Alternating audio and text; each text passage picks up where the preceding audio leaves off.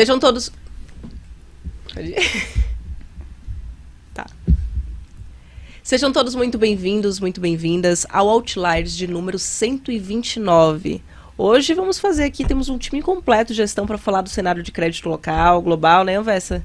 Isso, a última vez que nós estivemos juntos aqui era num momento bem mais difícil para crédito privado, então tem bastante história boa para a gente escutar de todos os desafios que foram encontrados nesse meio do caminho e depois uma classe de ativo que voltou para os holofotes, né? Hoje é a classe de ativo que mais atrai recursos das pessoas, dos investidores, gera bastante interesse e olhando, quando a gente olha os ativos ligados à inflação, parecem mostrar um prêmio bem interessante. E é interessante isso, porque você trouxe um ponto bem importante, que essa gestora passou por aqui em um período anterior ao estresse de 2023, só que ela foi lançada, o núcleo de crédito dessa gestora foi lançado em 2020. Então, assim, pegou alguns episódios muito interessantes para a gente discutir aqui ao longo do episódio. Estamos com um time de gestão de crédito da Ibiúna, representados aqui pela Vivian Lee e pelo Eduardo Aliedef. Sejam muito bem-vindos. Acho que a gente tem bastante tema aqui hoje, né, para falar. Sim, obrigado pelo convite. Acho que tem bastante coisa para discutir. Obrigada pelo convite. Bem, acho que o primeiro ponto aqui para a gente começar é falando um pouquinho o que mudou. Vocês estiveram aqui com a gente no episódio de número 43. Esse episódio foi em 2022, para apresentar o núcleo de crédito como um todo. Já tinha um tempo, 1 ano e meio ali de existência, com os mandatos já rodando. Então, assim, pegou um período que passou o estresse da pandemia, só que foi antes de todos os estresses que aconteceram em 2023. Vocês poderiam falar um pouquinho sobre o que mudou de lá para cá, como é que está o núcleo de crédito da Ibiúna hoje e como é que foi um pouquinho também esse episódio agora mais recente de movimento de mercado para vocês? Acho que posso falar um pouco, principalmente spreads, né? Quando a gente começou o fundo, que foi em agosto de 2020, os spreads de crédito estavam atrativos, né? Então, que é o oposto do cenário que a gente vê hoje, e então a gente conseguiu alocar bastante nomes high grade, né, de alta qualidade, com CDI mais 4, CDI mais 5, e hoje nem o high yield está nesse patamar, né? Então acho que em termos de preço essa é a grande diferença entre lá atrás e hoje. 2023, que foi um evento de crédito, né, que a gente teve muitos eventos de crédito, foi um ano importante, porque a gente viu os preços estressarem, mas não para o patamar que a gente viu na época do Covid, principalmente porque a gente tem hoje muito mais players no mercado. Então, os high grades que lá atrás foram para um CDI mais 4, 5, chegaram a CDI mais 2, 2,5 no máximo, agora em 23. E aí agora a gente está num momento em que a classe, vamos falar também depois um pouco disso, recebeu muito recurso e aí os preços estão bem mais amassados. Acho que ao longo desse período, para a estratégia da área, a gente balanceou muito, e aí a gente pode entrar em mais detalhe, entre o mercado offshore, mercado local estruturado e mercado local líquido. E aí eu acho que isso se provou como uma ótima estratégia e com baixa correlação, inclusive, com outros fundos de crédito. Acho que eu adicionaria o que mudou de 22 para cá. O mercado local de crédito continuou a se desenvolver, né? Eu comecei a fazer crédito nos primórdios de 2007, nem call de debênture existia. Era eu e mais 3 gatos pingados tentando fomentar o mercado em geral. E assim, a evolução foi assim, gigantesca. Agora, principalmente a evolução dos últimos 5 anos foi muito acentuada. Eu digo isso em termos de tamanho das emissões, liquidez do mercado secundário, quantidade de participantes e diversidade de emissores. E de 2022 para cá, isso continua a melhorar muito. Assim, a gente acompanha, a gente tem dados do mercado secundário, a liquidez dos papéis, a quantidade de debêntures negociados aqui no mercado local continua a crescer. E quanto isso mais se desenvolve, melhor é para o gestor ativo, independente, que você consegue entrar em posição, sair em posição, você consegue expressar a sua estratégia no portfólio, coisa que há 6, 7 anos atrás era muito difícil. Quando de 2007 a 2010, que eu fazia só o mercado local, 2011, a cabeça era diferente, você fazia gestão de uma maneira diferente, era uma carteira diversificada, evitando os problemas e tentando gerar retorno pelo carregamento dos ativos, né, pelos juros que a sua carteira ia pagar. Hoje não, hoje você consegue falar assim, não, acho que está tudo muito caro e tem muita incerteza na mesa e não vejo um risco-retorno adequado. Eu consigo diminuir meu risco, comprar coisas mais curtas e esperar, está muito barato. Março, abril do ano passado, a gente conseguiu aumentar muito o risco sem precisar do mercado primário. O mercado secundário se desenvolveu de uma maneira... Hoje o mercado secundário no Brasil é tão líquido quanto o mercado lá fora, coisa que há 5 anos atrás era inconcebível de se pensar. Até nesse desenvolvimento que você citou, né? Poxa, você passou um período longo fazendo a gestão de recursos de crédito de Londres. Falou do mercado secundário, mas em termos de instrumentos, o quão distante a gente está em termos de instrumentos que você tinha para operar lá fora? A gente está chegando lá, eu acho que faltam um instrumento já inclusive foi regulamentado, mas não tem liquidez, e falta um segundo instrumento que é muito importante. São instrumentos que a gente usa lá fora, inclusive na gestão dos nossos portfólios. Falta ter um mercado de CDS mais ativo, já foi regulamentado isso, né? Isso foi regulamentado no ano passado, mas hoje tem 1 ou 2 market makers que no preço que eles fazem eu faço melhor. Se quiser trocar spread eu troco com ele, mas eles não querem. E o outro é você poder fazer o short no papel. Isso é um instrumento que ajuda a liquidez do mercado secundário mais ainda, ajuda na correta precificação dos ativos e não tem por que não acontecer. Aqui no Brasil você já pode fazer a compromissada de livre movimentação dos títulos públicos, né? Você consegue short um título público, há muitos anos você consegue fazer isso. Eu não consigo fazer isso em debênture. Em debênture a gente pode fazer a compromissada, tanto reversa quanto comum, mas se eu faço a reversa, que eu dou o dinheiro e pego o papel, eu não posso pegar esse papel e vender a mercado. Eu tenho que pegar esse papel e carregar. Então, você não consegue fazer o short propriamente dito. Acho que esse é o último instrumento que falta para você ter basicamente... Aí, mais para operar índices de crédito, como você tem o CDX High Yield, CDX ID, CDX IM. Isso para mim é menos relevante. Você ter um mercado de CDS, single names, e ter a possibilidade de ir vendido numa debênture, porque você acha que aquilo está muito caro e você quer ficar passivo naquela posição, deveria ser possível e não é. Só agregando um ponto, ia ser mais fácil se a gente tivesse índices de high grade, high yield, investment grade, high yield no Brasil, porque a gente acaba fazendo isso de forma individual no portfólio, e aí pulverizado e tem que tentar, olha, aqui está mais barato, aqui está mais caro, e aí é nome a nome, né? Então isso não existe ainda aqui também. Eu queria explorar uma pergunta que a Clara fez, que já são 4 anos hoje dentro de uma casa que, poxa, tem um histórico super consagrado no mundo de multimercados, no mundo de ações, e vocês há 4 anos com a estrutura de crédito. Como é que funcionou essa combinação do que o Lyon está vendo no mercado de bolsa, do que o Azevedo e o Toros estão vendo no mundo multimercado? Como a célula de crédito se comunica com a estrutura da Ibiúna? Agora a gente está há quanto tempo no mesmo andar que o Lyon? 1 ano e pouquinho já. 1 ano e pouco no mesmo andar que Equities, que ajuda muito. A gente já tinha uma interação boa, mas agora no mesmo andar começou... Tem um movimento de preço de algum papel, a gente já troca ideia e Sabe que eu sei que é 1 ano e pouquinho? A gente tinha acabado de se mudar quando teve o evento Americanas. E foi a primeira vez que a gente conseguiu juntar equities e crédito andando 5 metros cada um, sem precisar de telefone, Discord, Teams, nada. Em 1 segundo a gente já estava conversando. Isso, a gente se mudou acho que 1 ou 2 meses antes disso. E aí a interação é diária e de todos os nomes possíveis. Acho que não tem...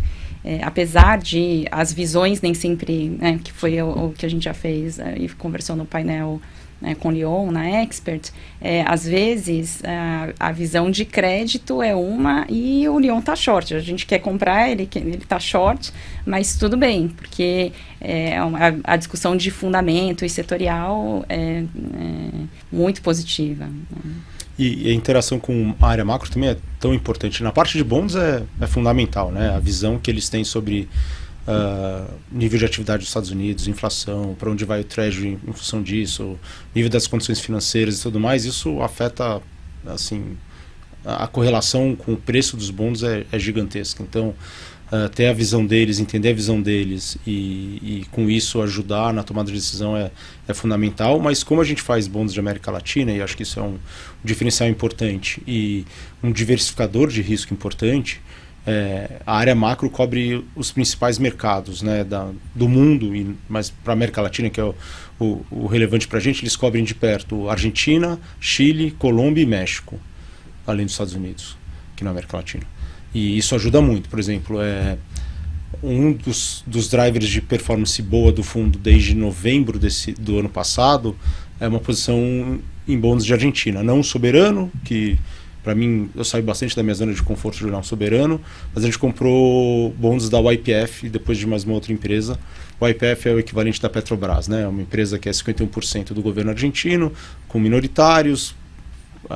Metade da produção de petróleo da Argentina é deles, acho que 80% da capacidade de refino e de distribuição de combustíveis, ou seja, é um papel que reflete muito o risco do país, né? Apesar de ser uma empresa de óleo e gás, que é muito parecido com Pemex, ou com Petrobras, ou com Ecopetrol na Colômbia.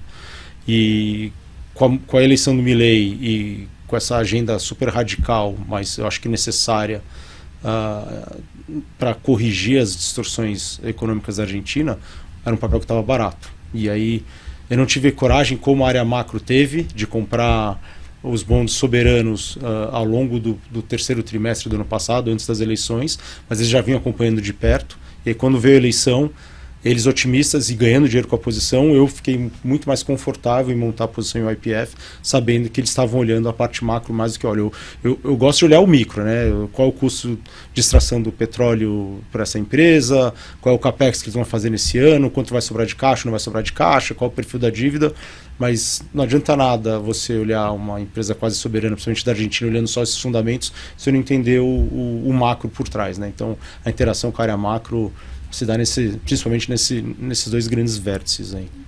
E é bem bacana ouvir um pouco dessa interação, e até eu vou deixar um convite. Infelizmente, para quem está ouvindo aqui, não vai conseguir assistir o painel, que foi uma verdadeira aula durante a Expert, que falava sobre as diferenças do núcleo e dos times de gestão. Então, olha, ficou o convite aqui para quem ainda não garantiu o ingresso dessa Expert, já garante para estar lá com a gente para participar. Mesmo o painel. A gente repete o painel, que foi muito interessante. bom. Vamos embora. Mas, de qualquer forma, o episódio 43 que vocês tiveram por aqui, vocês trouxeram ali tanto a história de vocês quanto da gestora bem no detalhe, e até para quem está acompanhando aqui viu que esse começou um pouquinho diferente. A gente já tá falando de alguns pontos de cenário, e não é ruim, tá? Acho que tem bastante coisa aqui pra gente abordar, até que o título do episódio tá falando sobre bondes e debêntures incentivadas, que a gente conseguiu juntar aqui, né?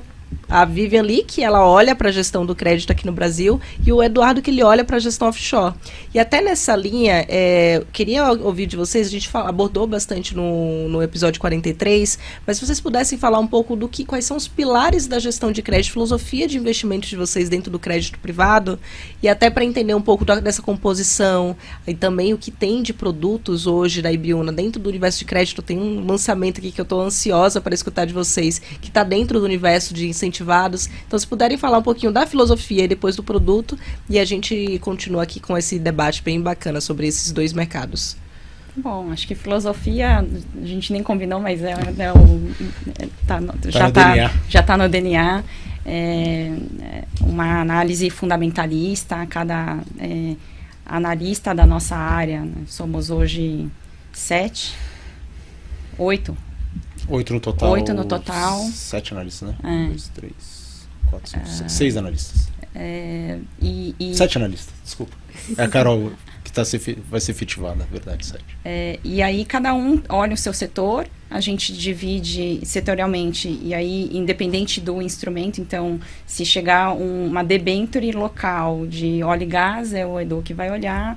Se chegar uma empresa de saneamento, de bond, eu que vou olhar. E aí a gente faz essa discussão fundamentalista no comitê de crédito, discute ali qual que é o nosso rating interno e qual que vai ser o gross máximo que a gente vai alocar por fundo.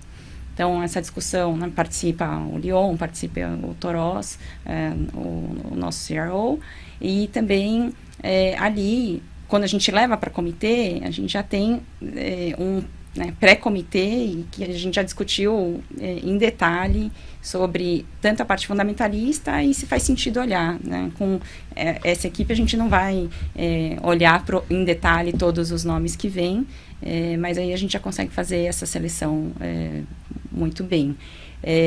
Além disso, eu acho que é uma discussão constante e provocação de preço de ativo da carteira, e preço relativo, valor relativo entre as posições, seja estruturado offshore, local, LF, FDIC, o que for, a gente vai discutir. Se for o mesmo papel, né, o mesmo nome, mesmo risco de crédito, é mais fácil, porque aí é mais tangível, mas aí a gente também vai discutir instrumentos distintos, uma LF subordinada, se faz sentido nesse preço, versus um FDIC de consignado, federal. Então, essa discussão acho que já está muito no dia a dia e a gente faz isso constantemente, né, ao longo do dia, o tempo todo. E acho que é importante também que a gente não é assim, o pilar fundamental número 1 é isso, análise fundamentalista, bottom-up, para evitar problema na carteira. Mas a gente não pode deixar de não olhar para o top-down, né? O seu risco agregado. Tem várias métricas, desde o beta contra o mercado, DV01, stress cenários, etc. Isso a gente olha muito, mas o problema é que se você acerta o top-down, o cenário macro, mas erra num ou dois nomes no bottom-up, na seleção, você capota. Assim, acho que ano passado foi um ano duro para quase todos os fundos de crédito. A gente acertou muito bem a alocação de estar leve de risco no começo do ano, comprar depois do evento Light, a gente não tinha Light, ajudou a gente a ter essa claridade de cenário, de falar, o mercado vai piorar porque vai ter resgate, vai ter o investidor que não entendeu porque perdeu dinheiro, e uma hora vai ficar barato, e vai estabilizar, e vai voltar. E isso a gente acertou direitinho. Em bonds a mesma coisa, a gente tinha algum risco, ficamos bem leve em risco, aumentamos o risco no fim do ano, a gente já acertou, mas a gente teve 3 eventos de crédito, que é muito, na minha humilde opinião, e isso a gente se penitencia bastante dentro da casa, que fizeram o fundo fechar quase a 90 do CDI no ano. Pensando que foi um ano dificílimo para crédito, foi um resultado ruim? Foi. Não deveria ter sido, mas eu acho que, para você, assim, num dos piores anos possíveis de se imaginar, com eventos de crédito aqui no Brasil, eventos de crédito fora, aperto das condições financeiras globais, aperto das condições financeiras no Brasil no começo do ano. Apesar de tudo isso, a gente rendeu 90 do CDI, assim, eu falo assim, o 23 foi um ano muito, muito ruim. Vai ter anos tão piores do que esse? Eu acho difícil. Mas pode, né? Famosas últimas palavras. E acho que adicionando o Ibiona Credit, o foco dele é entregar CD mais 2 ao longo do tempo, né? Então, a janela, para a gente olhar, vai ser sempre... é um fundo com vol. Então, é isso, um ano dentre os 4 que a gente tem, acho que foi um ano difícil, um ano que a gente acha que teve muito aprendizado e podia ter feito algumas coisas distintas, mas quando a gente olha ao longo do since inception, estamos próximo do que a gente do nosso mandato e do que a gente se comprometeu a entregar. Então, acho que isso foi uma prova também de que o produto está de pé e que os nossos modelos e as discussões de governança e de bottom-up ou de top-down, então, tem funcionado. Esse ponto do top-down é interessante até para entender como é que funciona a construção de portfólio de vocês, né? Como é que vocês navegam essa questão de olhar um pouco mais para bonds, olhar um pouco mais para crédito, eventualmente um pouco mais estruturado, menos estruturado? Como que o top-down leva essas decisões de investimentos e o que seria target ali de exposição média em cada uma dessas classes? Deixa eu começar. Uma coisa que eu vinha, inclusive eu estava pensando sobre isso nas últimas semanas. Assim, a gente não tem uma métrica, e eu estava pensando nisso, que eu estava tentando ter uma métrica assim, não, eu quero ter mais local, quero ter mais offshore, etc. O que a gente faz é dentro do mundo offshore, dentro do mundo local líquido, ali assim, tocar o barato pensando no histórico. Porque funciona. Assim, você pega os dados, hoje você já tem um longo período de dados, mesmo para o mercado local, você consegue ver, tô caro, tô barato, junto com isso, olhando prospectivamente, né? Não para o spread de crédito está amassado aqui no Brasil, mas o Brasil cresceu mais do que esperado, a inflação está vindo melhor do que o esperado, o desemprego está caindo, a inadimplência vai continuar a melhorar, então tudo bem, mas isso é o passado, né? Assim, os spreads são amassados e chegou nesse cenário mais róseo. A nossa discussão é, olhando esse histórico de cada classe de ativos, junto com o que a gente acha que pode acontecer, tenho um bom colchão para as incertezas, estou sendo bem recompensado para o risco ou não. E aí é isso, o que falta, que eu estava tentando pensar, é isso, será que eu consigo fazer algum tipo de modelagem, alguma coisa, se não, tá cara, meio que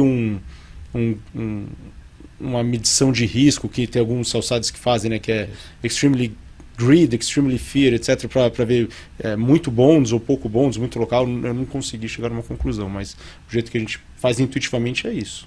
A gente olha histórico, olha fluxo também, isso para pensar o quanto os preços já estão estressados ou não, olha histórico, desvio padrão, tudo que por série, mas acho que a gente não tem um compilado aí. Mas acho que isso se reflete na nossa alocação e nas cartas que a gente solta também. Mas agora, estou falando bastante, mas agora no bottom-up, hoje em dia já é uma coisa que mudou dos últimos anos. Como o mercado local está muito mais dinâmico e refletindo o preço de uma maneira muito mais correta, a mudança de preço devido à mudança do cenário de cada empresa de uma maneira muito mais ágil, a gente começou a usar muito o valor relativo entre bond e debênture da mesma emissão. Então você tem Minerva, você tem CSN, você tem Braskem, você tem Daicoval, tinha a Egea, né? A Egea, você tem Redditor, tem, sei lá, 10, 12 empresas que tem os dois. Não necessariamente exatamente no mesmo duration, mas muito parecidos, mas dívidas seniors sem garantia, né? Então você está comparando bananas com bananas. Bacana. E aí tá claramente, não sempre, não todos, mas a gente gasta um tempo olhando, porque às vezes dá distorção muito grande. Assim, Braskem, quando teve o evento de Alagoas, primeiro o bond e a debênture foram igual, a gente estava zerado. Aí o bond caiu 8 pontos, eu acho, 9 pontos, foi para CDI mais 6 equivalente, a gente comprou o bond em 2 ou 3 vencimentos. E não compramos de uma vez, né? Um monte de incerteza e tal. E ainda tivemos a sorte de, há poucos meses que a gente está, o nosso estagiário novo Samuel, um ótimo potencial, e ele é de Alagoas, de Maceió. Então a gente tinha quase que o inside information, porque ele estava lá em todos os grupos dos amigos, da família, ele contando pra gente, tá acontecendo isso, tá acontecendo aquilo. E conforme a gente começou a ficar confortável com a posição de Braskem, a gente montou a posição em bonds. E um mês, 45 dias depois, o bond tinha voltado 2/3 do que já tinha caído. Só que a debênture ficou largada lá no CDI mais 6. Esquecida ali. E aí a gente começou a falar, é o mesmo risco, vamos sair do bond e vamos para a debênture. Então, tá dando muita oportunidade, não sempre, infelizmente, mas oportunidades de diferença muito grande de precificação entre local e offshore. Teve Banrisul também, né? Banrisul é a mesma coisa agora, super mesmo, recente. No mercado local, a gente zerou a posição com acho que 20 bips de diferença, e o bond caiu 8 pontos. Assim, e nossos sentimentos para quem sofreu essa tragédia, é uma coisa horrorosa. Sim. Acho que é a pior, talvez, da história do Brasil. E olhando, sabe, eu tenho 47 anos, eu não lembro de uma tragédia dessas proporções.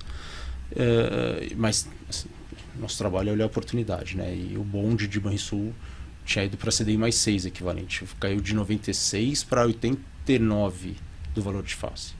E a gente fez rapidamente uma análise de estresse, estressou a carteira, para o nível de capital do banco cair para perto de 8, bem próximo do mínimo regulatório, ele tem que ter um problema 3 vezes pior do que foi na pandemia em termos de perda de carteira. Então, acho que tinha...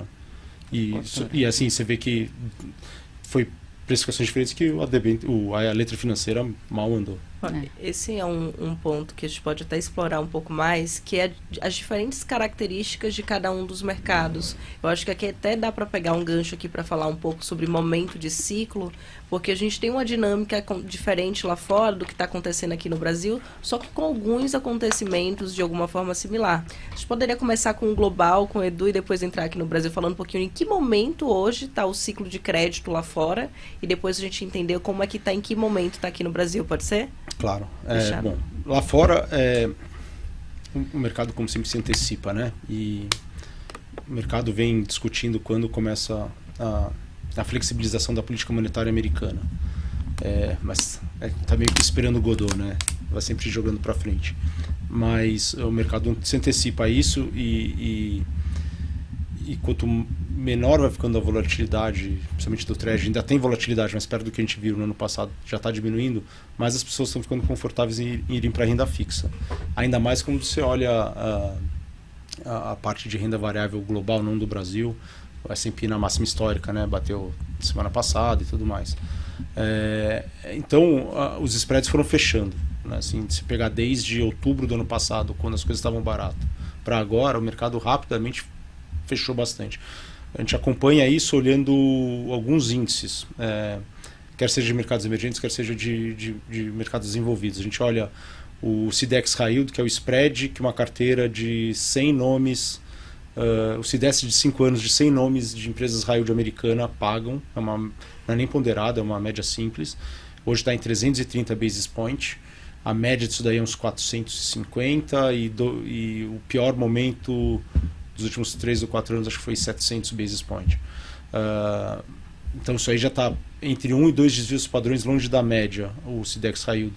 O CDX Investment Grade, que é a mesma coisa, de empresas americanas, mas do mundo de Investment Grade, também está perto de um desvio padrão abaixo da média histórica. E você vai para o mundo de mercados emergentes, a gente gosta de olhar 3 índices. A gente gosta de olhar o CEMB global, que é o índice, é o spread que paga o índice CEMB, que é das empresas de mercados emergentes, contra o Treasury, o de América Latina High Yield, que é o mundo que a gente navega mais, e o do Brasil.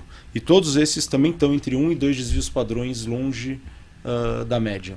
Quer seja uma média mais curta, quer seja de uma média mais longa. Até Brasil, você pega uma média mais longa do Brasil, que ainda pega os anos que o Brasil era investment grade, que pagava menos, você está chegando a 2 desvios padrões dessa média. Então, você para mim mostra que o mercado está caro. E o difícil é, o que vai fazer o mercado corrigir, né? Tem as pessoas procurando renda fixa, esse high for longer no final não é tão ruim, porque você tem uma carteira de mercados emergentes que paga 200, 250, 300 acima do Treasury, o cara está recebendo 7, 8% de retorno em dólar, você é um investidor global, é muita coisa. Então, é difícil ver o que pode mudar esse cenário. Assim, e aí, como todo risco, o risco que vai mudar o preço é o que ninguém está vendo, que não está no preço. Né? Então, por isso que eu volto para aquilo que eu falei uns minutos atrás. Eu prefiro olhar assim, para as incertezas que eventualmente pode acontecer. Eu tenho ou não tenho prêmio? E por essa visão, não tenho prêmio. Essa visão, a estratégia é ficar mais leve no risco, papéis mais curtos, que se tiver uma reprecificação eu sofro menos, porque o efeito duration é menor, né? Quanto mais varia a taxa de marcação do papel, quanto mais curto, menos varia o preço do papel. Então, essa é a estratégia que a gente está tendo na parte offshore. Brasil, Vivian. Brasil. Vamos lá. O resultado vai ser similar, a conclusão vai ser similar, mas por motivos distintos, eu acho. Acho que 2023 a gente viu um outflow grande, né, com o evento de crédito. Então, existia toda essa discussão de se ia ter credit crunch, porque os bancos também tinham apertado a torneira dos limites de crédito. E aí, com esse outflow, que começou a mudar lá para terceiro tri, mais ou menos, a gente começou... teve quase 120 bi, mais ou menos, de outflow ano passado, né, de fundos acima de 100 milhões que a gente acompanha e que alocam crédito. E esse ano, até maio, já foi 170 bi.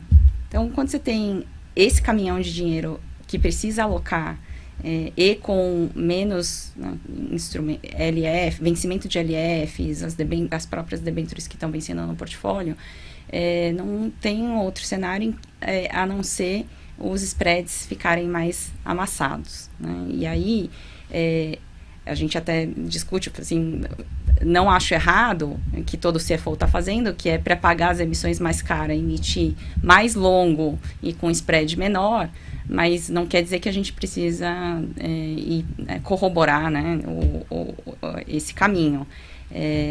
E aí, para o grande montante de dinheiro novo que vem, que está alocando, ele comprime tanto o primário, as emissões primárias, que vêm também mais amassadas, quanto o secundário. Então, a gente tem visto spreads muito amassados. A média está acima do que a gente viu no final de 2019, pré-pandemia, que era sub 1.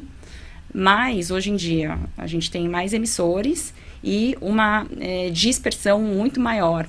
Então, a gente vai ver o primeiro quartil, né, desse grupo no CD mais meio, CD mais 0,6, de nomes que são super investment grade, aí, linha de transmissão operacional e algumas utilities. E aí, na outra ponta, você vê outros nomes que aí a discussão já é valor de face, não é nem falamos mais em spread, né? Então, a média é um pouco misleading. Esse ano, por conta também das mudanças regulatórias, de restrição de emissão de LCI, LCA, CRI, CRA, a questão dos fundos exclusivos, a gente viu esses spreads no primeiro trimestre caírem muito, então dessa média já caiu mais ou menos 40 bips, né? Tá, e aí, se a gente tira os estressados, estamos falando de uma média de CD mais 1,5 para o crédito local.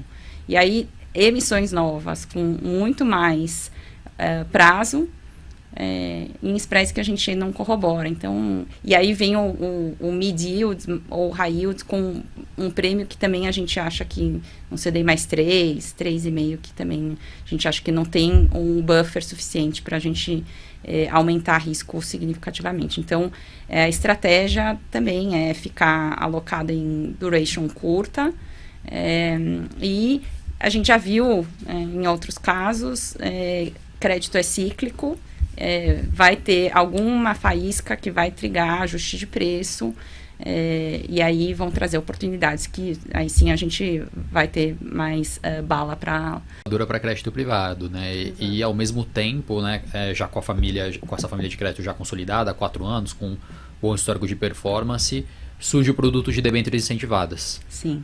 É aí que está a oportunidade? Os spreads de debênture incentivada agora estão mais amassados do que estavam no começo do ano, né? A gente já vem discutindo essa estratégia há um tempo. E aí a gente sempre discute e separa as debêntures de incentivadas em 2 grupos. Um que são esses corporativos, né, high grade, e que vem a B careca, B mais 0,30, B mais meio, e as debêntures de fato de project finance, que aí são, você vai ter risco de completion do projeto, vai ter riscos maiores, né, de execução da obra, e até de entrega, né, de demanda, se for uma eólica, eventualmente de performance, né, no futuro. Então, esses spreads sempre ficaram entre 100 e 150 de diferença, 150 bips de diferença, e hoje estão muito mais comprimidos. E os dois, né, estão em patamares de low histórico. Então, assim como a gente faz no local, no off, entre posição de estruturado também, ali a gente vai ter que ter paciência também, alocar o fundo de uma forma que a gente possa também aproveitar nos momentos em que os spreads estiverem mais favoráveis. E fora isso, a gente também pretende alocar, né, a gente tem 6 meses para ter 67% fundo incentivado e depois 85%, né? E aí a diferença a gente pretende alocar em nomes mais high yields ou mais mid yield, que a gente tem conforto, e não necessariamente alocar tudo no momento de spreads mais amassados. Então, a gente também vai fazer essa posição mais ativa na estratégia. É isso que... Idealmente, a gente queria fazer o fundo mais parecido possível. Não dá, né? Quando daqui a 5 meses, 4 meses e meio, 2/3 da carteira vão ter que estar em debênture incentivada e, por natureza, elas são longas.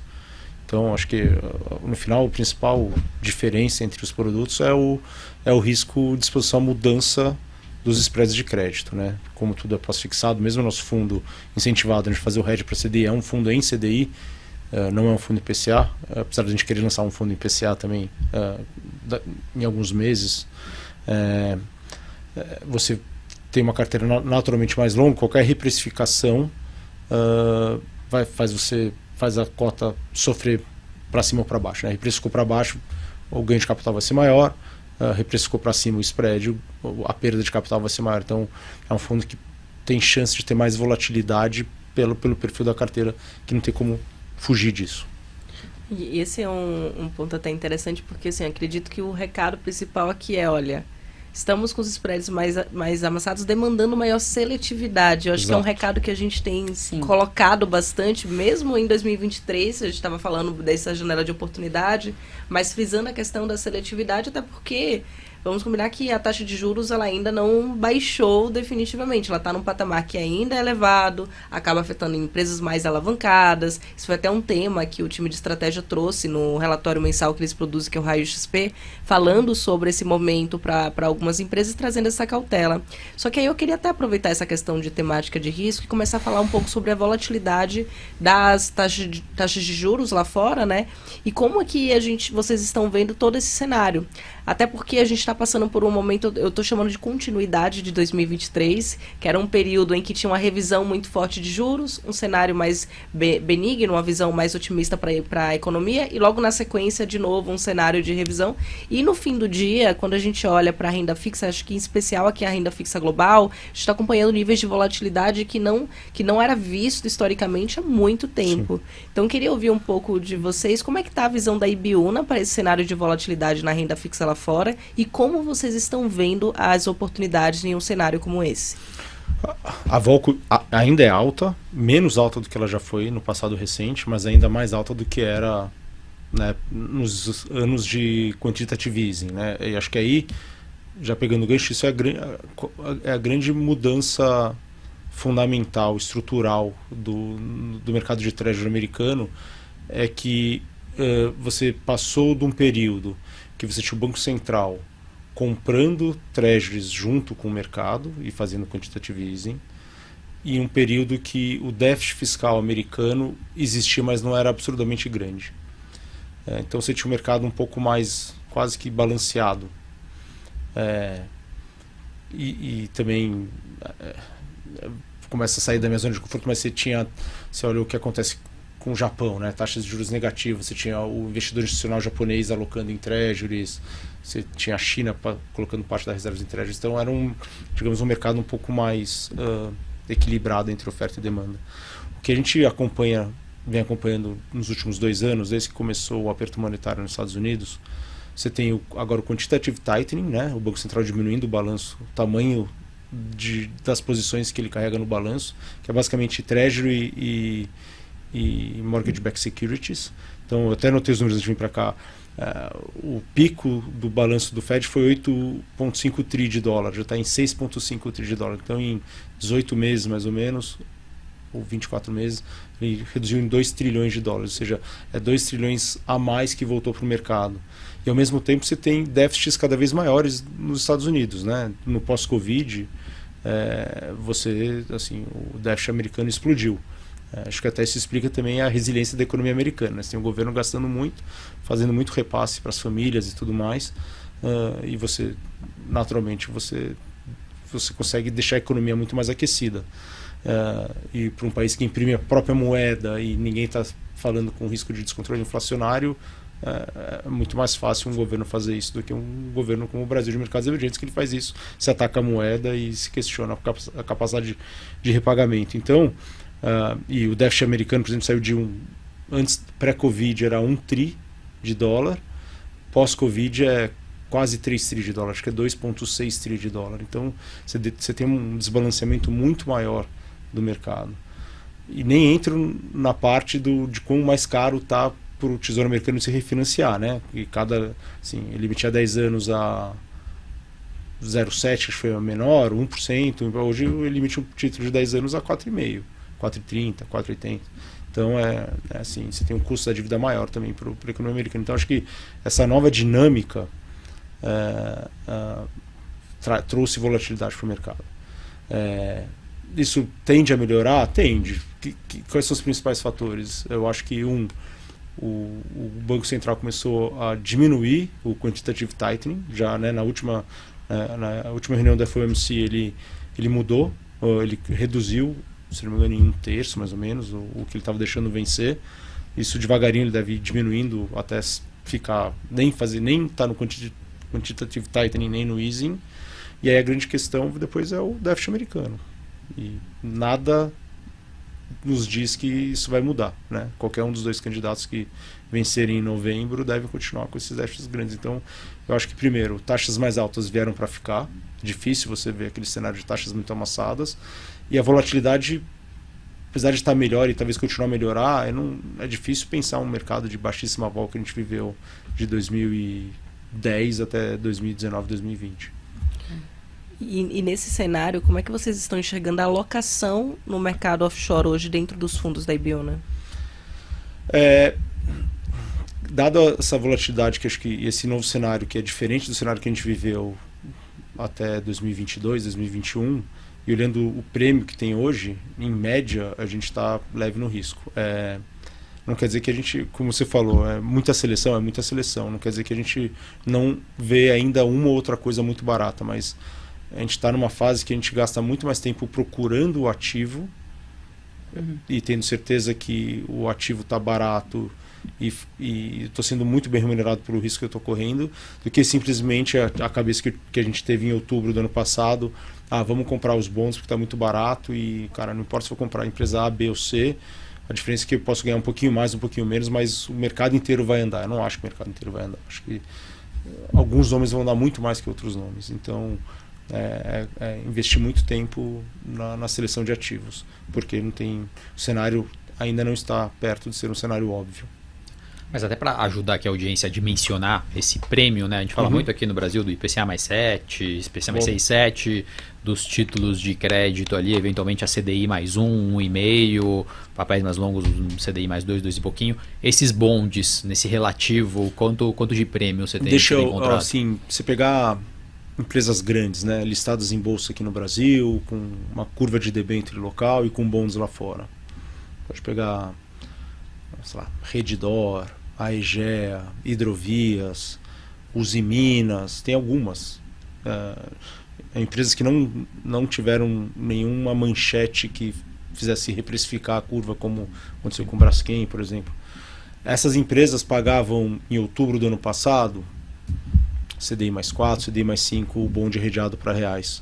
Hoje essas mesmas empresas pagam CDI mais 1, CDI mais 1,5. Então, você vê que teve um movimento muito relevante e acho que, comparando o histórico, você tem uma proteção muito pequena, você tem um colchão para incerteza muito pequeno, por isso que a estratégia é ficar leve e procurar coisas pontuais para ter a posição. E por enquanto a gente está conseguindo, mesmo que a gente já tem essa cabeça há alguns meses.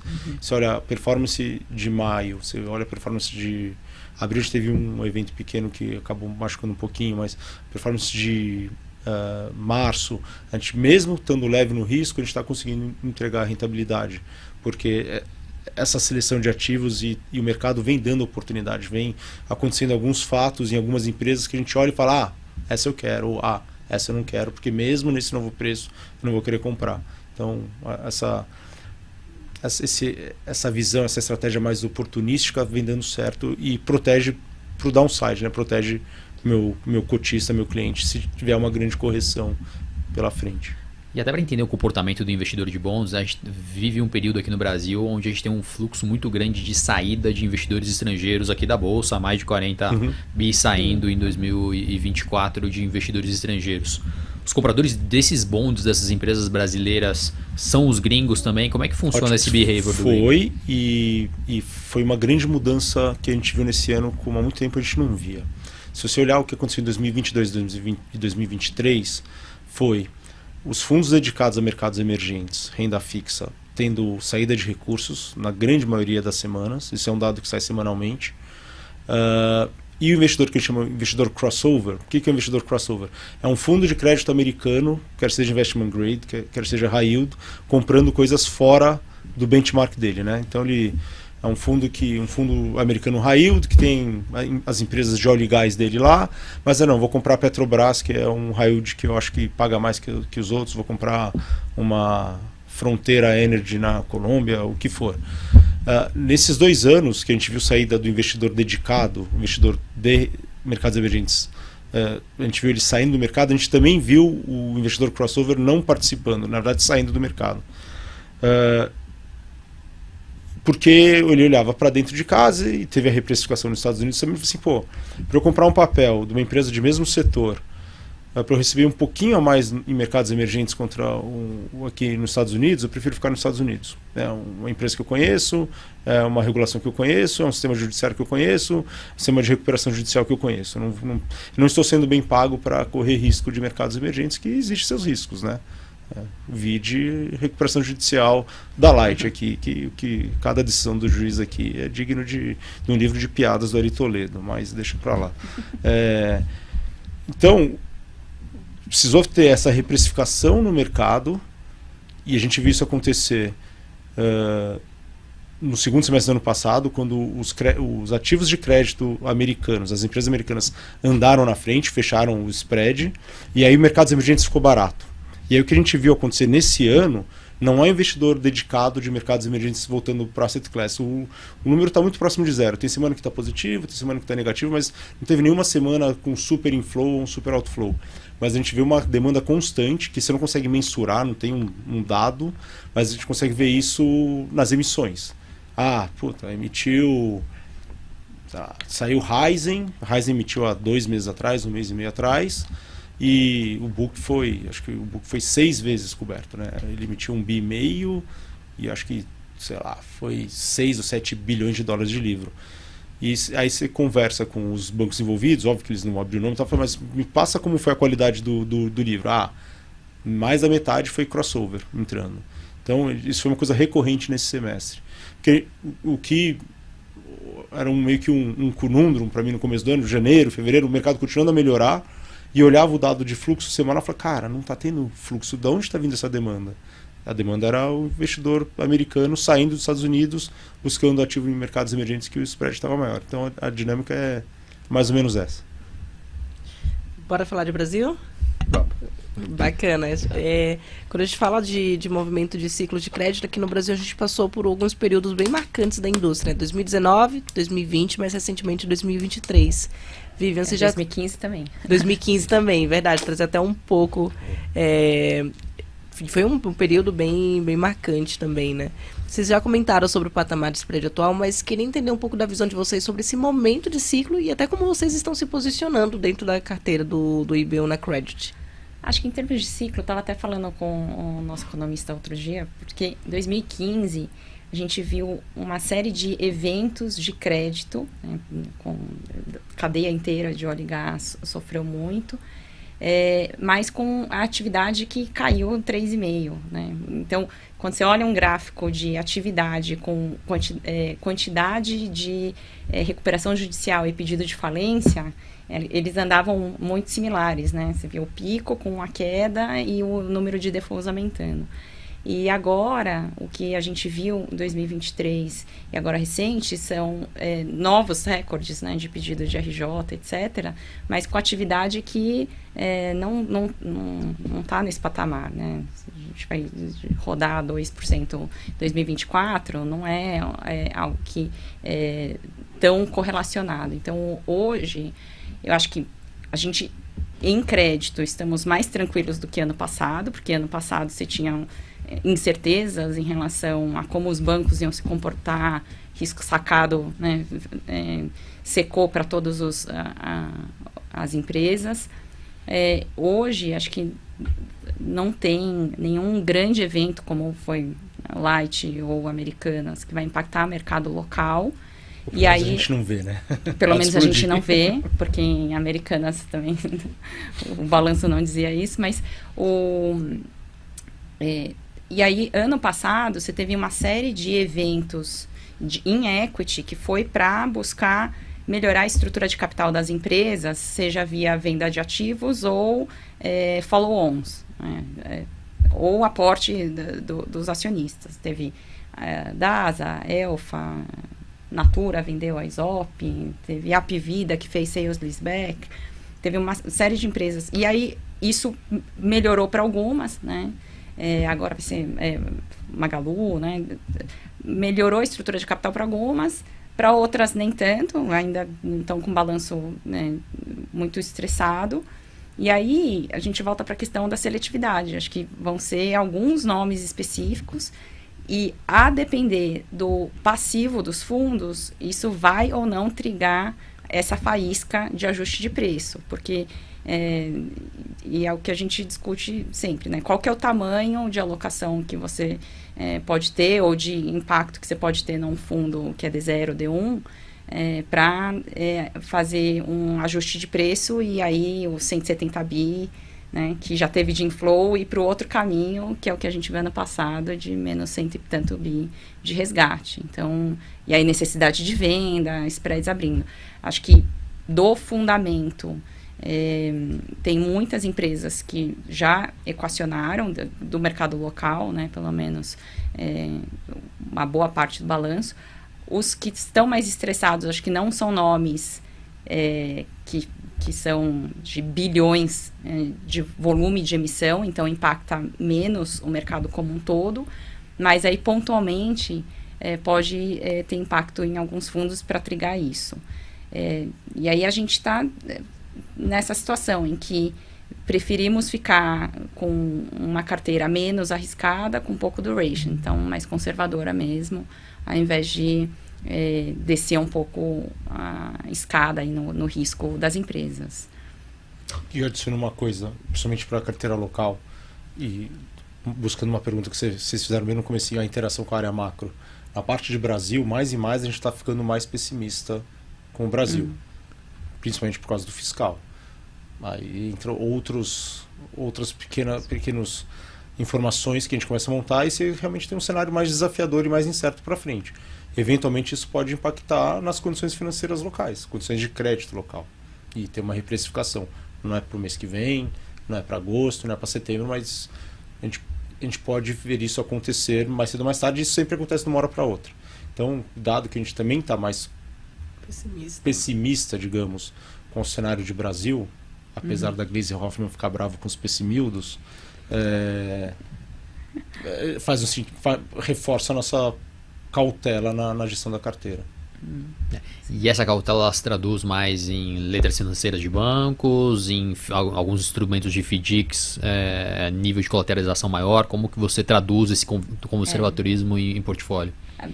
Primeiro que a gente está alocado, a gente está, né, com 12% de caixa, mas alocado em LFs curtas, debêntures curtas e líquidas, porque se a gente vislumbra que vai ter algum ajuste, a gente tem que ter também liquidez para eventualmente vender e alocar com um spread maior num prazo mais longo. E mais caixa, obviamente. E mais caixa, obviamente. Então, a gente já teve muito menos caixa alocado e muito menos high grades, sendo LFs e utilities aí, esse grupo.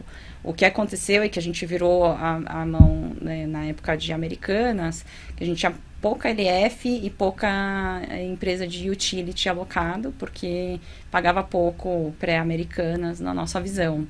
E aí, quando veio Americanas, esses spreads abriram, a gente aproveitou para alocar bem. A gente tinha bastante caixa também, porque a gente achava o mercado caro no final de 22.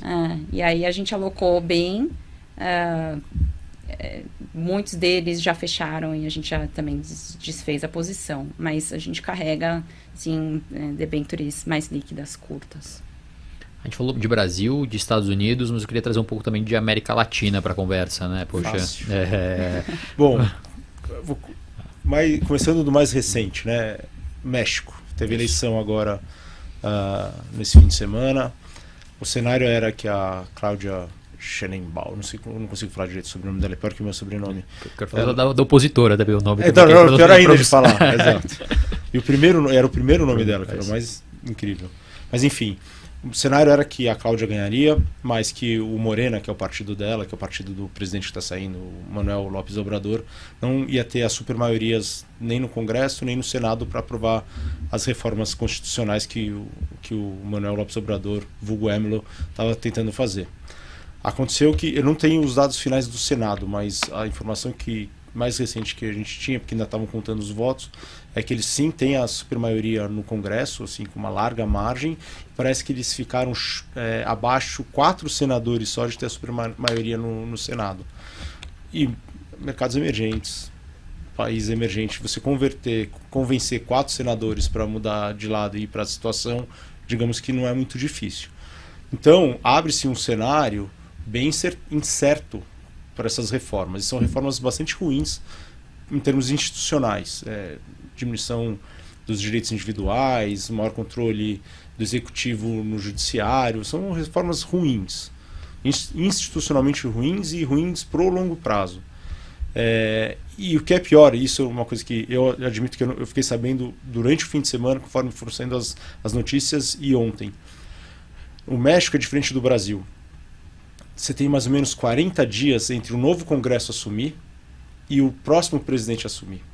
Então você vai ter um período ali de 40 dias mais ou menos que vai estar o AMLO como presidente, frustrado que não conseguiu aprovar as reformas, com um Congresso inteiro, Câmara dos Deputados e Senado, com votos suficientes para aprovar todas as reformas que ele não conseguiu aprovar. Então isso abre um cenário muito ruim, muito perigoso para o México. Cenas do próximo capítulo, a gente não sabe o que vai acontecer. Mas se olhar o que aconteceu com a moeda mexicana, ou com a bolsa mexicana, o MSCI México, sim, sofreu muito ontem e continua sofrendo hoje por causa disso. Incrivelmente, no mundo de dívida do México, variou muito pouco. Se olhar o CDS de México 5 anos, ele saiu de 90 pontos base para 103. Antes de sair do escritório estava 103 pontos base, abriu 13 basis points. Isso que de ontem para hoje o Treasury fechou, né? Então, assim, metade desse movimento poderia ter sido explicado pelo Treasury. Se olhar as empresas, até a Pemex, que é a grande incerteza, a Petrobras mexicana, o bonde subiu. Ontem de manhã eu estava olhando e falei, será que eu faço um short aqui? Eu consigo fazer short lá fora, né? E não fiz, ainda bem, porque já está quase um ponto abaixo da linha d'água já, do preço que eu teria vendido. Então, México, acho que é uma grande incerteza aí pela frente. Então, o crédito no México, ele não reagiu às incertezas políticas. E assim, e México foi a maior posição na carteira offshore ao longo dos últimos 18 meses, mais ou menos. Mas quando a gente começou a diminuir o risco, a gente diminuiu bastante México. Assim, a gente chegou a ter quase 3% da carteira total do fundo em bancos mexicanos, principalmente em 2 bancos, no BBVA e no Banorte, que são bancos que eu acho tão bons quanto os grandes bancos brasileiros em termos de gestão, só que são bancos de um país investment grade, não um país raio como o Brasil. BBVA é parte de um grande conglomerado global financeiro e o Banorte um banco que tem 20% de capital de Basileia. E pagava mais do que os bons equivalentes de Itaú ou Banco do Brasil. Então, para mim, era um no-brainer, eu prefiro ter bancos mexicanos. A gente tinha uma posição grande nisso.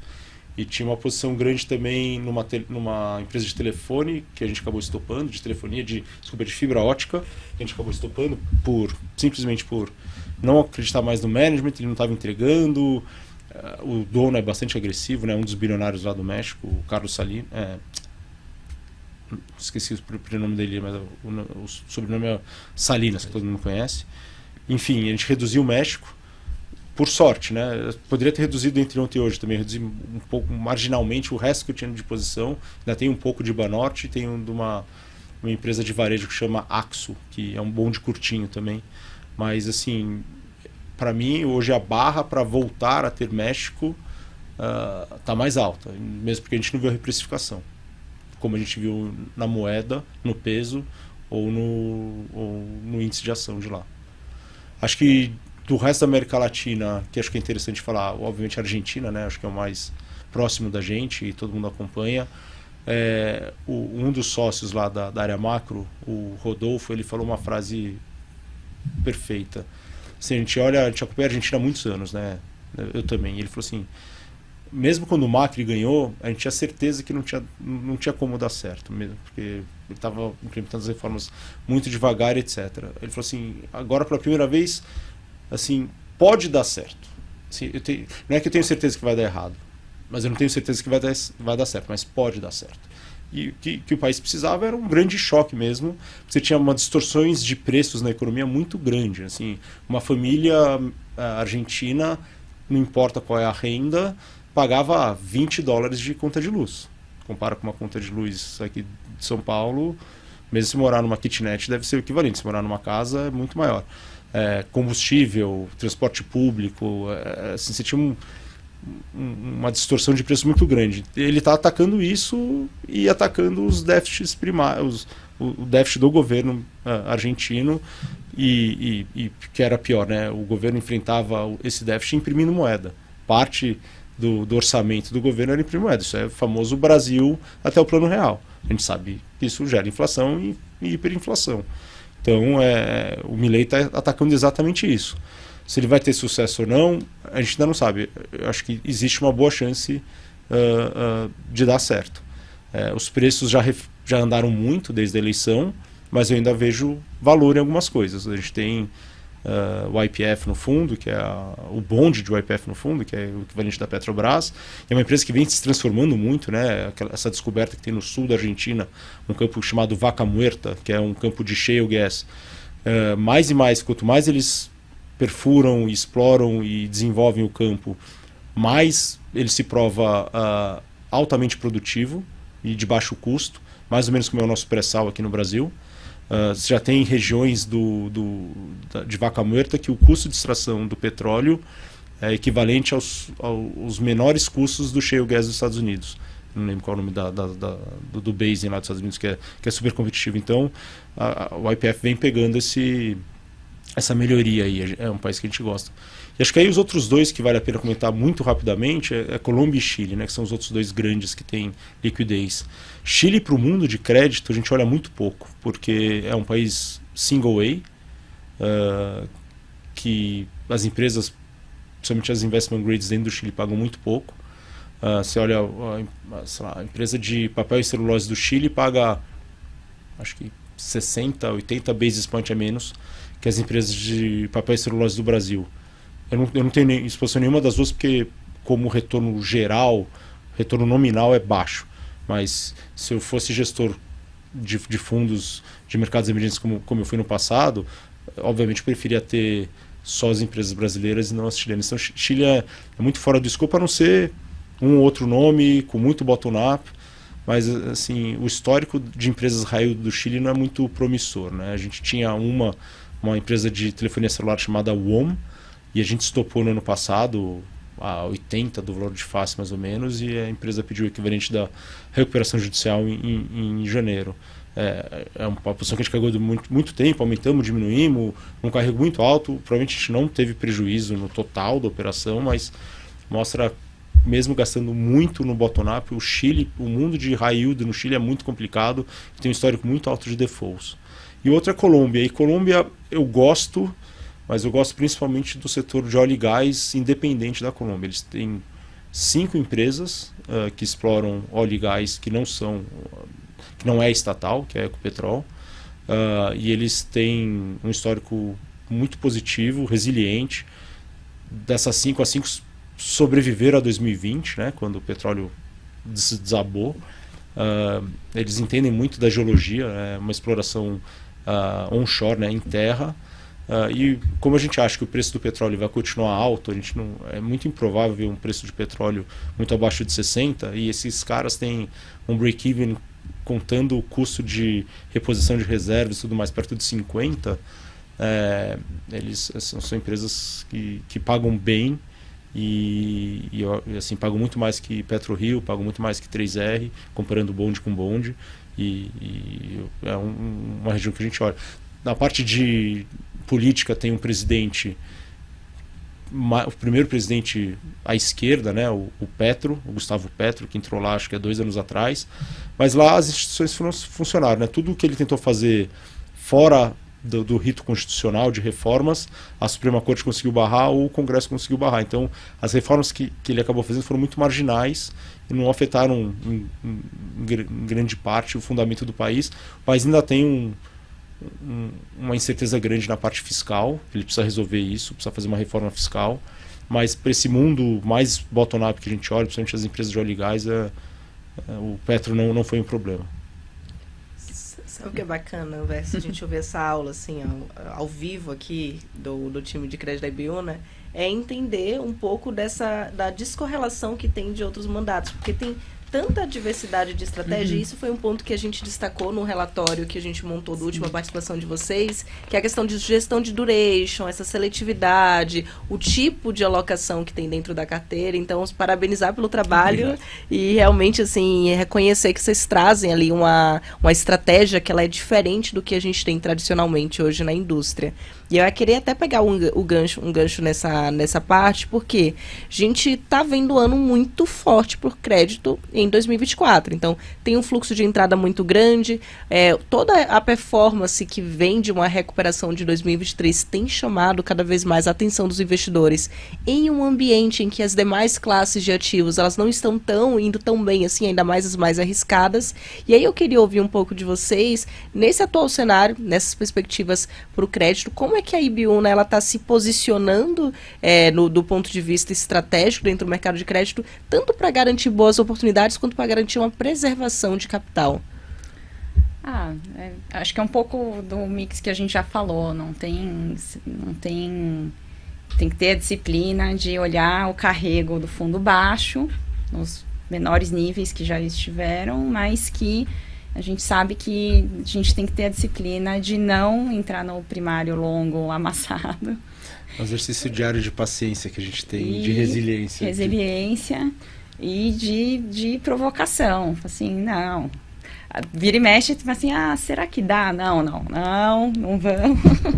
E eu acho que achar as oportunidades. Então, quando a gente consegue fazer acompanhamento da carteira, e quando dá um momento de entrada bom, a gente fazer a posição, tem alguns nomes que a gente não acerta exatamente o melhor momento, a gente começa a montar a posição antes do pior spread possível, né? Teve uma que a gente começou num CDI mais 4,5, aí aumentamos no 5, aí chegou no 8, a gente falou que... Não estopamos, compramos mais. Não estopamos, compramos mais, mas... e aí agora já voltou para um patamar bem razoável, mas ter a disciplina e falar assim, fizemos uma lição de casa, estamos confortáveis, em que vamos deixar o espaço para, se piorar, a gente conseguir comprar mais. Então, essa é a disciplina que a gente tem que implementar e não tem segredo. Acho que, e aí, ter o conforto também de falar assim, né, de nos cobrarmos como analistas setoriais, de falar assim, tá bom, isso aqui estressou. A gente vai entrar ou isso aqui não tem preço? Ou isso aqui, né, é só no 20 de face que a gente, 30 de face que a gente tem algum conforto e gordura para entrar no papel. E aí é essa provocação. Tem nomes que estressaram muito e que a gente, não ceder mais 30, a gente não quer. Então, acho que essa é a disciplina que a gente tem que manter. Esse é o momento aí. Mas é isso, a gente estava vendo o estoque de fundos que alocam crédito, tá em mais de 1.8 bi. É muito dinheiro. É muito crédito alocado, né? Então, só que tem alguns pontos que acho que pode ajustar preço. Então, vamos esperar. Temos mais perguntas, Alverso? Eu queria fazer um comentário em cima do que a gente conversou aqui, né, a respeito dessa gestão, desse momento mais conservador do portfólio, e ressaltar a importância, né, do permanecer investido, né? Poxa, para quem está nos escutando aqui, sim, poxa, selecionei e vou investir aqui no veículo da IBU de crédito. as oportunidades de crédito, seja aqui no Brasil através da Vivian ou que o Eduardo busca lá fora, quando elas acontecem muito rápido. Não dá pro Eduardo aqui vir gravar um podcast e falar, poxa, o Mesh ficou super barato aqui, vamos alocar. Então esse desafio aqui para quem está nos acompanhando de investir, entender que a gente está num momento onde o gestor tem que ser um pouquinho mais conservador, permanecer investido e a hora que for a hora para aumentar risco, essa ser a decisão do gestor, de quem está acompanhando, como quem está aqui nos escutando pôde observar, a melhor forma de conseguir ganhar dinheiro em crédito privado. Né? Não sei se existe alguma outra fórmula. Sim, se você pegar a nossa performance no primeiro semestre do ano passado, principalmente no primeiro trimestre do ano passado, mostra um pouco isso, porque a gente está mais ou menos com a mesma cabeça que a gente estava no final de 2022. A gente estava achando tudo caro, salvo algumas exceções, e esperando. Não quer dizer que o fundo não vai rentabilizar, porque é o que o Vivian falou, e que eu falei também no começo. O mercado está evoluído numa maneira que os preços mudam, de nomes isolados mesmo. E aí você tem oportunidade. Teve algumas recentes que a gente comprou. Espero que dê certo, né? Tá dando certo até agora. DASA, Banrisul, Braskem, Movida lá fora, foi uma que a gente até se peniciou depois, a gente talvez perdeu uma oportunidade, porque teve uma emissão nova de Movida, o bonde caiu 10 pontos. E aí eu provoquei o analista, falei, e aí, vamos comprar? Ah, não quero comprar. Falei, por quê? Porque eu não sei o que vai acontecer com o balanço dela, pode dar um problema. Falei, mas espera aí. A gente tem o bonde local, a gente tem a debênture local, do grupo, né? Não da emissora, mas do grupo. Se você está tão desconfortável assim que a gente não vai comprar, talvez a gente tenha que ter a debênture. A provocação que a Vivian fala que a gente faz lá com o serviço. Fala, então deixa eu pensar. Fala assim, tá bom, acho que nesse preço dá para comprar, mas não chegou nesse preço e o bonde voltou. Então, tá sempre lá, todo dia, se questionando e procurando oportunidade, porque vem dando oportunidade. Sem estar correndo um risco gigantesco de beta de mercado, se tiver uma correção, eu vou perder muito dinheiro. Excelente. Acho que no fim do dia é muito do que a gente vem reforçando por aqui. Acho que o Outliers ele existe para trazer um pouco dos bastidores da gestão de recursos e também reforçar a importância da gestão ativa, de ter uma equipe de análise, de ter um time de gestão olhando para o crédito, olhando para o mercado, olhando para essas oportunidades e fazendo a melhor composição de carteira, a relação risco-retorno. Acho que no fim do dia esse interesse pelo crédito ele está muito atrelado ao momento de mercado atual. Na nossa visão ele tende a continuar, mas a gente sempre frisando essa importância ali de estar próximo, de entender a filosofia, de colocar, de lembrar que o crédito ele também tem riscos.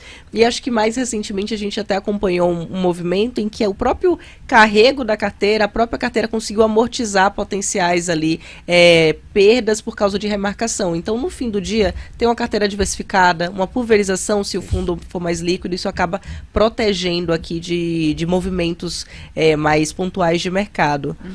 Acho que só para finalizar esse bloco, a gente já partir para um próximo bloco, que a gente muda um pouco de temática. Tem algum recado que vocês dariam, acho que em especial a Vivian, para aquele investidor que está olhando para os fundos de debêntures incentivadas, a parte de infraestrutura e está querendo investir agora? Como é que vocês enxergam esse momento?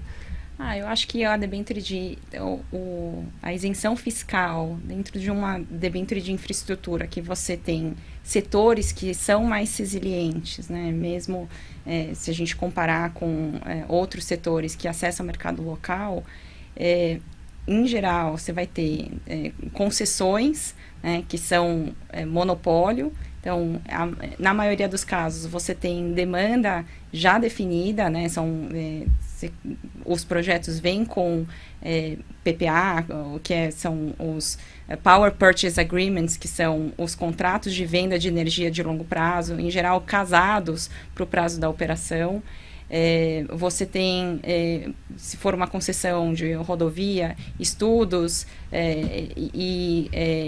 em geral, porque agora a gente está indo para um espectro similar ao que aconteceu nas debêntures em CDI, que os grandes projetos e os grandes nomes já emitiram muito a mercado. Então, você começa a acessar um grupo de empresas, né, no segundo nível ali, em termos de tamanho e rating também. Então, ainda assim, a gente tem um grupo de nomes mais protegidos em termos de demanda e os setores mais resilientes do que nas debêntures institucionais, né, que aí você tem o healthcare que sofre, o varejo que sofre, outros setores que não têm tanto conforto e nem uma margem tão relevante. Então, tem setores que têm 5% de margem EBITDA, né? Aqui, no setor de utilities e concessões, em geral, vai ser acima de 40% de margem. Então, você tem uma gordura muito maior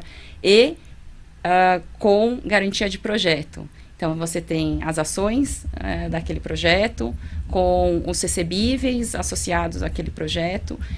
Então, é um grupo de ativos que, em geral, é muito mais colateralizado, tem mais garantias do que o institucional, maioria clean, né? A isenção fiscal, eu acho que traz um benefício muito relevante ao longo do tempo, né? Pensando numa carteira, óbvio, né? De longo prazo de carrego. Que mais que eu posso falar? E eu acho que as nossas filosofias de entrar no momento correto e fazer o bottom-up, a gente tem pessoas na equipe, né, que já olharam e fizeram fundo de infraestrutura, já fizeram, a Camila que veio para a equipe agora, também fazia alocação e analista de nomes de infra. Então, o Vitor, que é sócio, acompanha o setor há 12 anos, a gente acompanha os setores e os nomes também no local há 20 anos. Então, acho que tem um grupo dedicado que vai olhar as oportunidades e fazer a mesma coisa que a gente já faz nos outros fundos, que é entrar no momento correto e fazer o exercício top-down também, né, mas de análise fundamentalista. Por um pitaco que vocês falaram a mesma coisa de maneiras diferentes, e é o que, acho que para fechar o porquê. Você falou, estar sempre investido, não fazer market timing. Assim, a gente mora num país que os juros básicos são em 10,75 e vão ficar em 2 dígitos provavelmente. Um país que tem 6% de juros reais. Assim, o efeito do em inglês do compound, né, o efeito dos juros compostos no médio e longo prazo é muito forte. Isso até aqui no programa, uma das perguntas seria qual o erro médio do investidor? Sim, subestimar a força dos juros compostos. Aqui no Brasil isso é muito forte. Então você pega um título desse, você não tem nem como ir cotas. Sim, vocês têm um dinheiro que eu não vou precisar desse dinheiro por 5, 10 anos. Esse é o tipo de produto que ele dá CDI mais 1, CDI mais 1,5.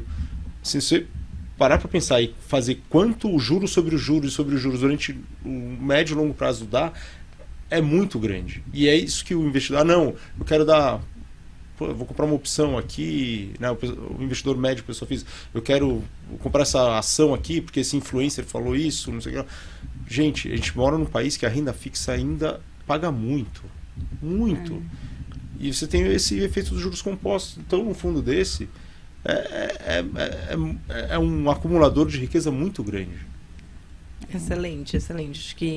Acho que a gente pode passar agora para o quarto bloco, que a gente sai um pouquinho do universo da gestão de recursos, sai dessa parte que eu chamo do PJ e entra na pessoa física, quem é a Vivian, quem é o Eduardo. E a gente tem esse bloco que a gente chama de um bloco cultural, para que vocês compartilhassem uma lição de investimento, um livro ou uma série que vocês estão acompanhando nesse momento. Então, se puder começar, Vivian. Lição de investimento, que eu acho que tá... Sim, a gente já tinha um pouco isso, mas agora virou... Tá tatuado aqui na testa. É a questão... já comentei em alguma outra vez que a capacidade de pagar, né, o capacity, o willingness, a vontade e a capacidade. A vontade e a capacidade. Então, a capacidade de pagar não quer dizer que o acionista vai aportar recurso, vai ajudar a companhia, então, essa parte, o C, né, do crédito, do caráter, né, ou o G do SG. Ou o G de SG, para a gente passou a ser... muito, já era, mas acho que não era algo que era um fator cliff factor, né? Que era assim, esse cara já negociou no passado, não foi legal na negociação com debenturistas ou com bondholders, ou a gente escutou que esse cara não foi legal quando negociou com o banco. Então, assim, não tem preço. A gente vai ficar de fora e observar. Acho que esse é um deles. Acho que principal, assim. E também o aprendizado de 23 mostrou que nosso produto, né, fica de pé e tem essa resiliência. Então, por isso dá uma felicidade, um conforto aí. Temos livros? Livros. Eu acabei de ler um que não é de mercado, mas é de uma banda que eu gosto, é o David Grohl, que é do Foo Fighters. E é muito legal porque você vê como... quando você vê, né, o artista lá, pós-sucesso, é algo que você não imagina a trajetória, né? Que ele fala que ele comia corn dog de $1 no almoço, na janta, por tanto tempo, morando de favor, não tinha grana para nada e continuou ali na resiliência. Eu li recentemente que, não sei se quando ele perdeu o pai, a mãe ficou viúva, ele trouxe a mãe pro tour. A mãe começou a viajar com a banda e viajava com a banda meses e meses e meses. E ele adorava isso. É um cara diferenciado. E, enfim, mas acho que eu gosto de biografia por isso também, porque eu gosto de ver a resiliência. E aí, um pouco, numa outra linha, chama Hidden Potential, do Adam Grant, que é muito legal, porque ele tenta desmistificar o dom, o atleta, que ele fala da disciplina e de como você consegue estimular o seu potencial e caminhos para tentar se desenvolver, apesar, né, de não ser o garoto ou a garota prodígio naquele esporte ou na sala. E aí acho que, como mãe, assim, eu fico pensando muito sobre como melhor desenvolver o potencial delas. Muito bacana, Vivian. Muito obrigada. Agora, Eduardo, se puder Eu compartilhar também. tô lendo dois, na verdade, mas eles são mais ou menos sobre o mesmo assunto. Eu tô lendo aquele Outlive, do Peter Attia, que virou um super best-seller. Mas 500 páginas, 3 filhos e trabalho. Eu tô devagar. Li um terço já.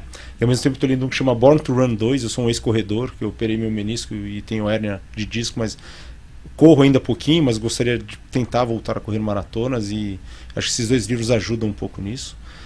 Mas eu queria falar o livro que eu li nas minhas férias em janeiro, que tem um pouco da trajetória da minha família, que chama, em inglês é Road to Valor, em português é O Leão da Toscana, que é a história de um ciclista italiano da década de 30 que ganhou o Giro de Itália e ganhou, eu pedalo também, né? Por isso que tem muito a ver com o que aconteceu com a minha família e com o que eu faço hoje. Ele ganhou o Giro de Itália e um Tour de France, e aí começou a Segunda Guerra Mundial. Ele era italiano e ele participou do submundo para proteger os judeus e salvar os judeus do Holocausto, etc. E teve que servir o exército, mas aí a posição dele era levar as cartas de bicicleta entre os quartéis, etc. Uma história super, super legal. Um livro que você lê eu li em 6 dias. É um livro... Como chama de novo? Road to Valor. Eu tenho físico, eu te impresso, se quiser. Legal. É muito legal, e tem a ver com, assim, meu avô fugiu do Holocausto da Europa na década de 30. Morava... Ele, apesar de aliadef não só era italiano, o passaporte dele era italiano. Ou seja, tem muito a ver com a história da minha família. Então foi bem interessante ler esse livro. Perfeito. Eu quero pegar o último comentário do Eduardo a respeito do efeito dos juros compostos aqui no Brasil, e perguntar para 2 gestores de crédito se é possível se eles investem em outra classe de ativo que não sejam ativos pós-fixados e crédito privado dentro dos seus portfólios. Eu invisto nos fundos multimercado da Ibiúna, um dinheiro de longo prazo, acho um time fantástico. A gente investe muito, assim, acho que por alinhamento de interesses, quase toda a minha liquidez está nos fundos da Ibiúna. E por isso que eu quero muito lançar um fundo em IPCA+, porque eu gostaria de ter mais exposição em IPCA+. E acho que faz muito sentido ter IPCA+, num dinheiro de longo prazo, mesmo aos 47 anos, ainda tenho vários anos de janela para acumular. Então, mas como não tem esse produto, eu prefiro alocar nos fundos da Ibiúna a comprar uma incentivada indexada ao IPCA ou comprar uma NTNB longa. Mas já tive bastante B45 careca, quando só tinha B45 antes de ter a B50, quando eu morava fora, inclusive. Também, fundos da Ibiúna, porque a gente está lá, a gente vê a qualidade da discussão, a profundidade, o quanto está todo mundo engajado ali para performance, seja domingo, segunda, feriado, não tem hora, é uma dedicação incrível. Então, assim, é um conforto de longo prazo, sabemos que tem vol, o nosso fundo de crédito também, menor, mas tem. Então é isso. Acho que... Excelente, Eduardo, Vivian, muito obrigada aqui pela presença de vocês, parabenizando a todo o time da Ibiúna. Vocês têm excelentes aqui debates no Outliers e eu convido a quem está acompanhando a gente aqui a olhar um pouco desses debates, que são realmente verdadeira aula. A gente passa pelo cenário, mas também passa por estrutura, estratégia, produtos, então acho que a gente teve um debate bem rico por aqui. Agradeço também a quem está acompanhando a gente até agora. O Outliers ele acontece quinzenalmente aqui no YouTube da XP. Então, na próxima quinzena teremos um novo episódio. E, Anvessa, vamos embora, né? Muito bom, simbora. Valeu, pessoal. Obrigado. Tchau, Obrigado tchau. pela oportunidade. Tchau.